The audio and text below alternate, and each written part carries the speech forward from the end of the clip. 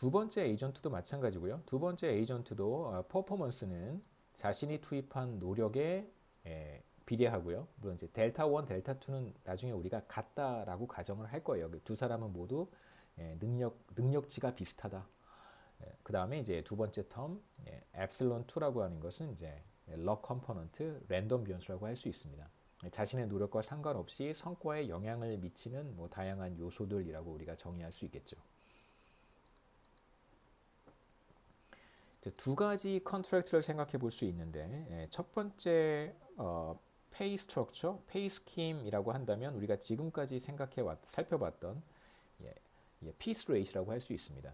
그래서 인디비주얼 인센티브 컨트랙트라고 제가 쓰기는 썼는데 이것은 사실 토너먼트는 아니에요. 두 번째가 토너먼트고 두 번째와 비교하기 위해서 첫 번째 피스 레이트를 제가 소개를 하겠습니다.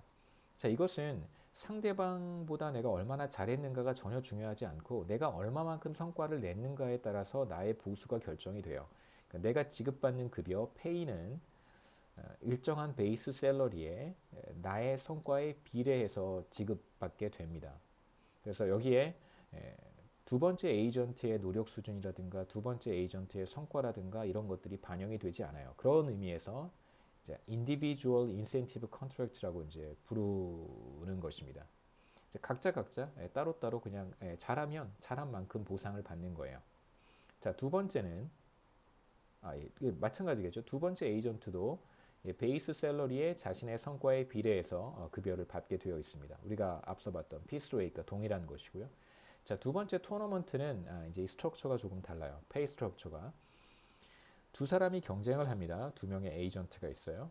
자, 만일 첫 번째 에이전트의 성과가 두 번째 에이전트의 성과보다 좋지 못하다면 그럼 이건 에이전트 2가 이긴 거잖아요.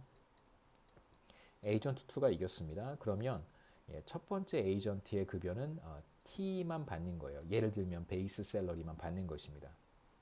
자, 그런데 만일 Q1이 Q2보다 커요. 에이전트 1의 퍼포먼스가 에이전트 2의 퍼포먼스보다 더 좋다면 그러면 이 경우에는 에이전트 1이 이겼어요. 에이전트 1이 이긴다면 자, 베이스 샐러리에 추가로 보너스를 S만큼 받습니다. 이게 보너스의 사이즈예요.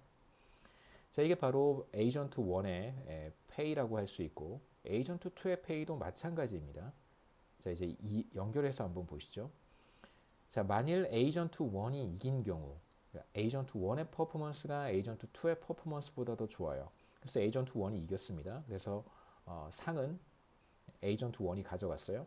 자, 그렇다면 에이전트 1이 이겼으니까 에이전트 2는 진 거예요. 이 둘은 대응이 되는 것입니다.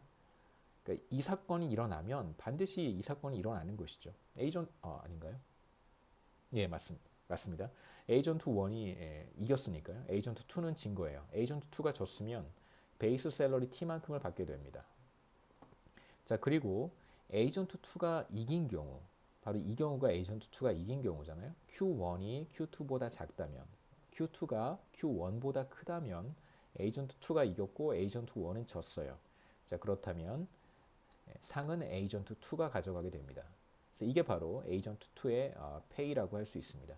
자, 이제 제가 얼마만큼 보너스를 받을 것인가는 사실 나의 성과에만 디펜드하는 것이 아니라 나의 경쟁자의 성과에도 디펜드 하겠죠. 내가 그 사람보다 얼마만큼 더 잘했는가에 따라서 내가 상을 받을 수도 있고 내가 상을 받지 못할 수도 있습니다.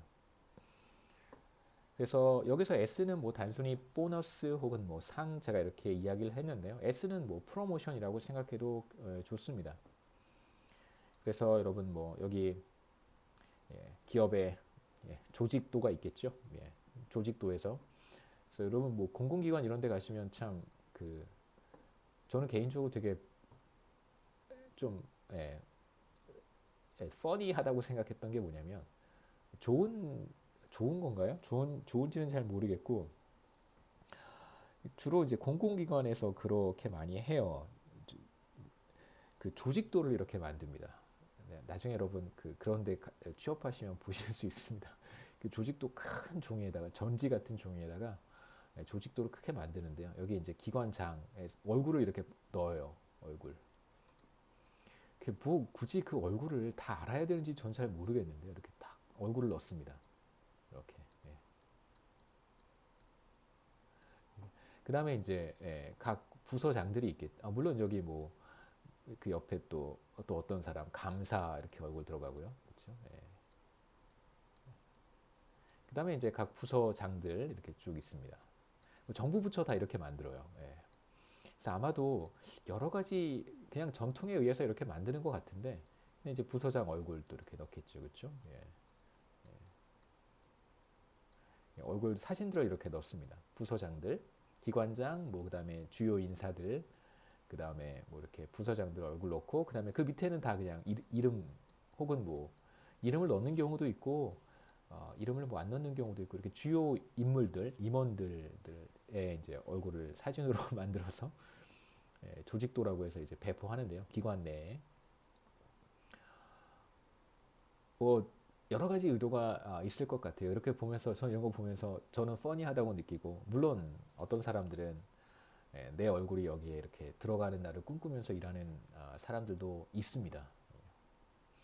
그 다음에 이제 삼성 계열사들 같은 경우에 보면 뭐 다들 직원 이렇게 뭐 명찰인가요? 목걸이 같은 거 이렇게 하고 다니잖아요. 출입증 목에 이제 걸고 다니는데 저는 그 있어도 잘 안 달고 다녔어요. 저는 그런 게 되게 싫어서 이제 출입증 같은 것을 임원들은 잘 이렇게 안 달고 다닙니다. 그 임원들은 삼성 계열사 임원들은 출입증을 목걸이처럼 뭐 나눠주는데 임원들은 잘 착용하지 않고요. 왜 착용하지 않냐면 삼성전자도 그렇고 뭐 삼성물산도 그렇고 이렇게 출입구에 들어갈 때 그 세콤 아저씨들이 문을 지키고 있잖아요.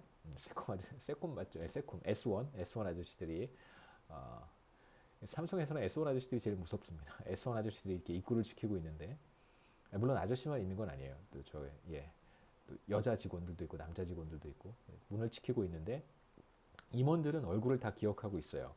상무부터는 상무, 전무, 부사장, 사장, 뭐 부회장, 회장, 회장의 얼굴은 우리도 알고 있죠.